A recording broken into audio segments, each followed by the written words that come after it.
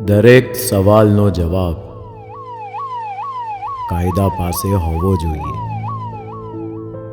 પણ જ્યાં કાયદો જ વેપારમાં ઉતરી જાય ત્યાં ગુનો પણ ધંધો બની જાય છે. એક ખોટી ડિગ્રી, એક ખોટી સિસ્ટમ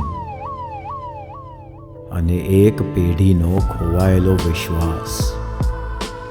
અહીં મિત્રતા પણ ચલણ છે, પ્રેમ પણ સોદો છે, અને જીવન એ માત્ર એક પરીક્ષા છે.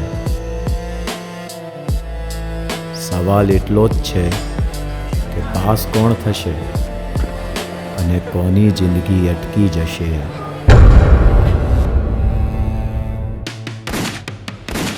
થર્ડ ડિગ્રી પર. તો રવિ, આ બધું તમે લોકોએ ક્યારથી ને કેવી રીતે ચાલુ કર્યું, અને આની પ્લાનિંગ કોણે કરી હતી? સાહેબ,